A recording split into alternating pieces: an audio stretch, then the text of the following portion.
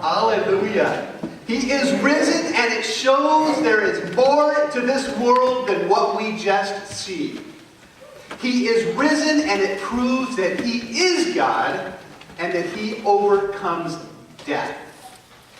And He says, I am with you until the end of the age. He says, I am making everything new. And He says, everyone who lives and believes in me shall never die. And He says, do not be afraid. Do not be afraid.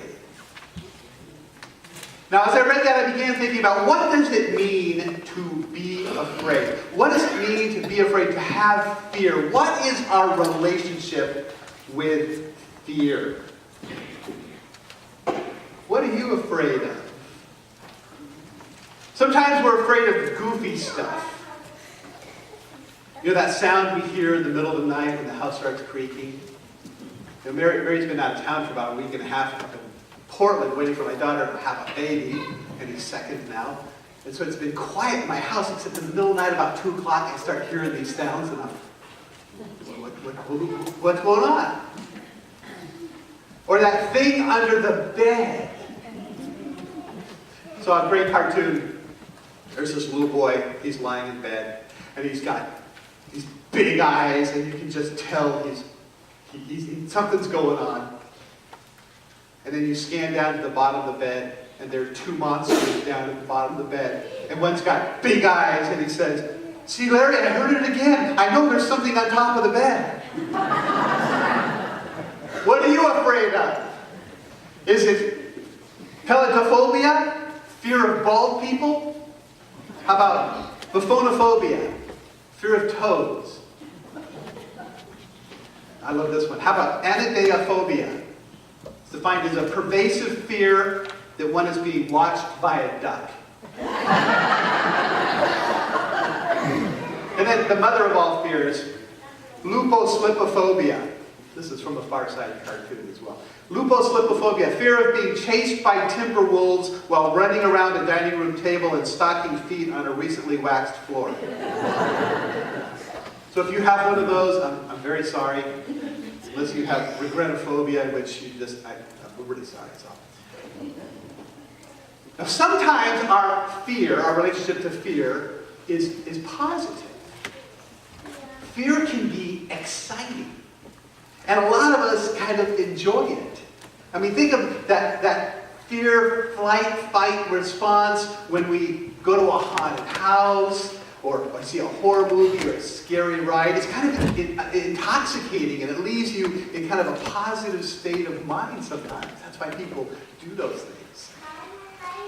And I was reading a little bit about this, and I realized, I think the reason that we kind of like those types of things is that we know they're going to end, right? You get on the ride and you know it's going to come to, assuming it doesn't crash and throw you on the ground.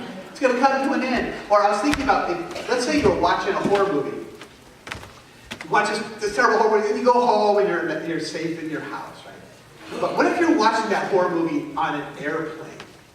And that airplane's going through a thunderstorm, and it's like rocking and rolling, and you're wondering, are we going to fall out of the sky? And then the movie's over, but the plane's still rocking and rolling. I mean, it would be worse. You'd be even like more terrified. So I think if we know there's a safe place after the fear, it's kind of fun to be in that for a little while. But fear can be real, and it can be difficult and serious. And the Bible deals with this a lot. Somebody totaled up the number of times in the Bible that it says, fear not. And it's about 365 times, one for every day of the year. Because the authors knew that fear is a part of our life. That we're scared of more than just ghosts in the dark. We can be fearful of some things like the loss of our reputation, like being shamed, like having no control over our life, like running out of money, like being humiliated. And over time, fear like that, it gets to us, doesn't it? It can kind of grind on us. It can give us ulcers. It can make us do irrational things. You can have a fear of spiders, and if you take it too far, you'll just never go in the forest anymore. You can have a fear of getting hurt by people, and you can just never be honest in a relationship. You can have a fear of losing money, and you can become really greedy and miserly. Because fear can control us. What are you afraid of? What are you afraid of? I asked that of myself, and I realized one of the things that I fear the most is being irrelevant. I remember back in my old days, when I was a stockbroker, I had a friend in the office, and he wasn't doing real well, and he wasn't producing very much. I remember the branch manager came in one day and almost rubbed his hand and said, "Hey, get out of here. We don't need you here anymore. You're fired."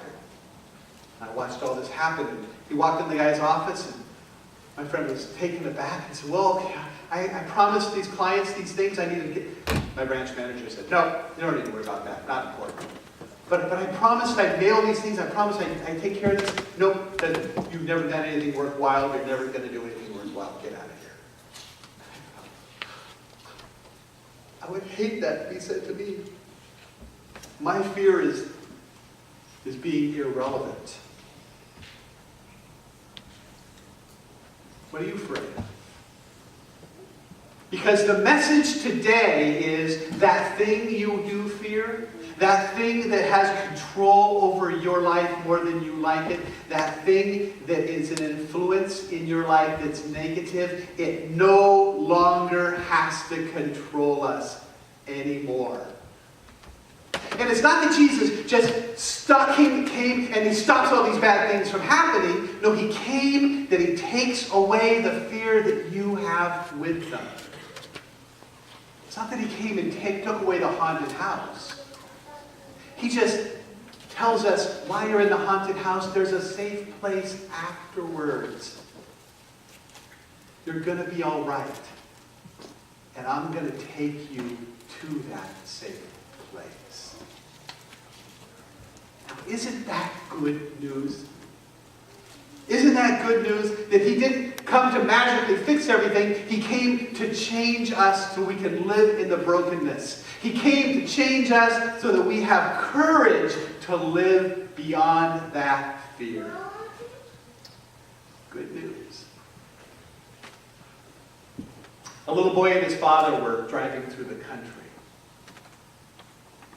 And the windows were open, and a bumblebee flew in the car.